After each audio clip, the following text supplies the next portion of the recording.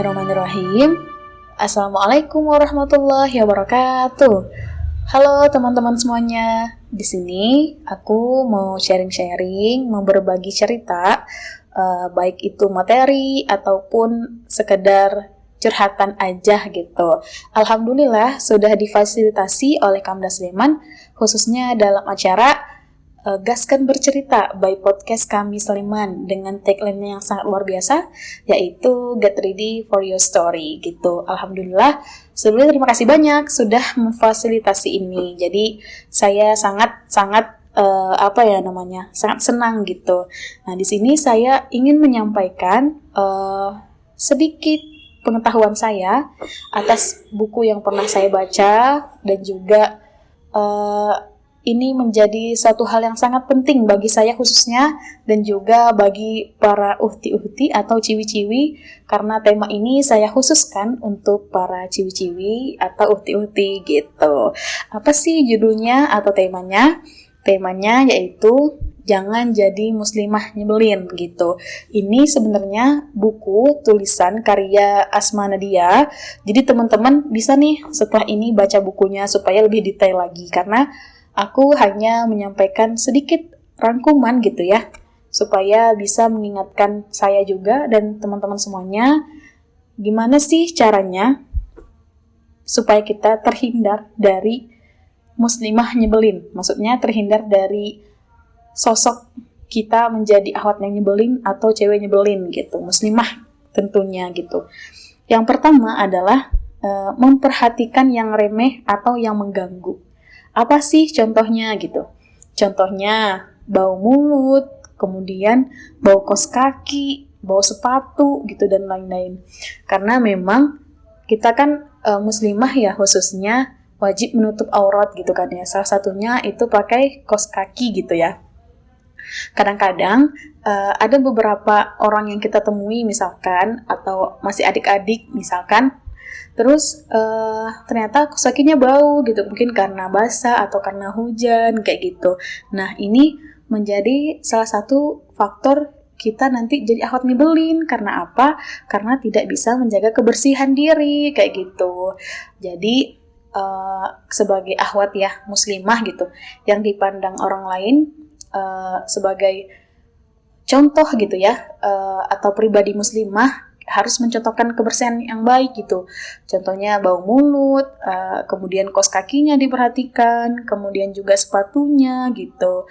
Karena kita tahu ya, an-nazafatu minal iman gitu, kebersihan sebagian dari iman kayak gitu.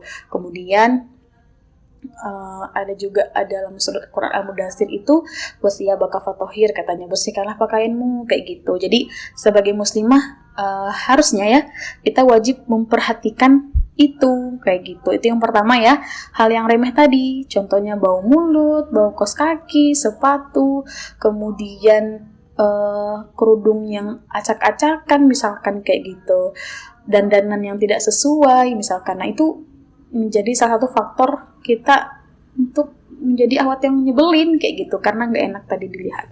Kemudian yang kedua adalah gak enak dipandang mata. Akhwat nyebelin itu akhwat yang gak enak dipandang mata. Apa sih gitu? Contohnya misalkan nih, cabai yang menempel di gigi, atau masalah busana, misalkan busananya kerudungnya kuning, bajunya hijau, kemudian roknya pink misalkan kayak gitu.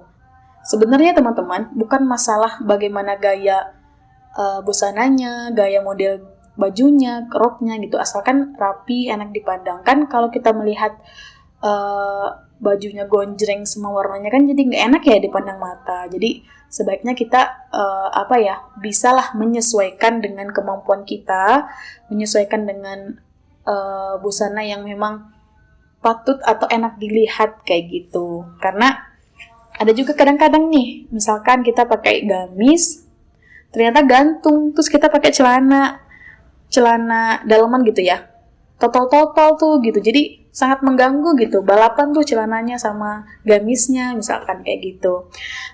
Jangan lupa innallahu jamil wa huwa yuhibbul jamil. Jadi sesungguhnya Allah itu adalah maha indah dan dia mencintai keindahan kayak gitu.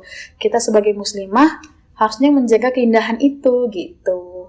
Kemudian bajunya kita setrika, kerudungnya kita setrika. Jadi walaupun kita aktivis dakwah nih, sibuk dakwah di sana di sini, sehingga tidak memperhatikan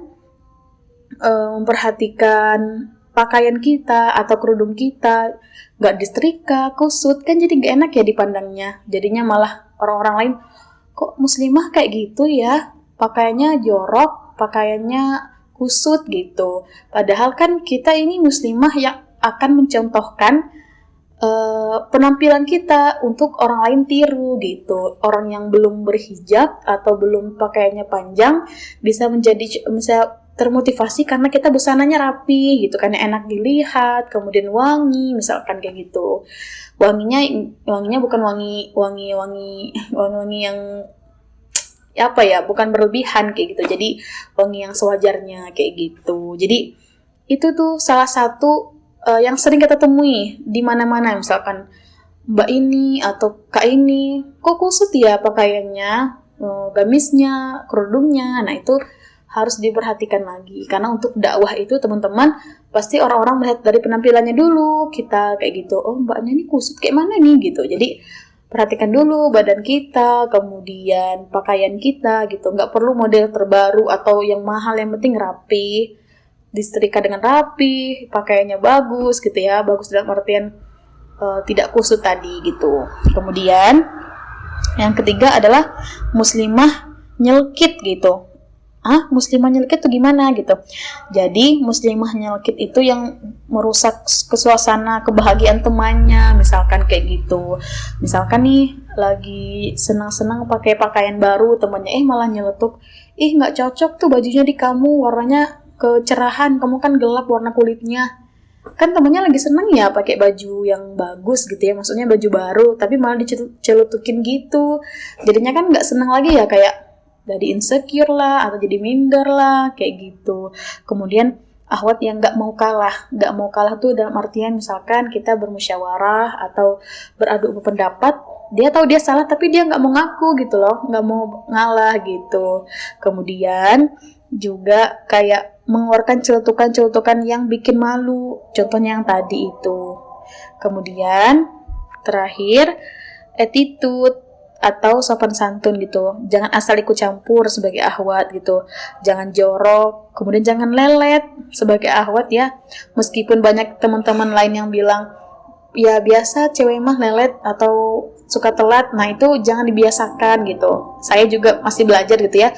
Jadi maksimalkan waktunya kayak gitu. Menjadi akhwat yang benar-benar tepat waktu gitu. Kemudian jangan suka mengeluh, dikit-dikit mengeluh gitu. Itu kan jadi nyebelin ya orangnya kayak gitu. Kemudian jangan selalu cepat bilang nggak bisa. Jadi sebagai akhwat itu harusnya kita berusaha dulu ya teman-teman, belajar gitu, sehingga kalau disuruh apa-apa, diminta apa-apa tuh kita mencoba dulu, baru memang kalau benar-benar nggak bisa baru bilang nggak bisa kayak gitu. Nah itu tadi beberapa hal yang aku sampaikan untuk kita bisa berbenah diri ya sebagai akhwat atau sebagai perempuan gitu ya, sebagai muslimah intinya yang nantinya akan menjadi contoh buat teman-teman yang lain di luar sana. Sebelum itu baiknya kita perbaiki dulu penampilan kita tadi gitu. Semoga jangan penampilan saja yang kita perhatikan, tapi juga di dalamnya hati kita, kemudian pikiran kita, dan juga semuanya. Semoga kita bisa menjadi lebih baik lagi. Terima kasih teman-teman semuanya. Semoga bermanfaat dan juga bisa menyegarkan teman-teman semuanya. Wassalamualaikum warahmatullahi wabarakatuh.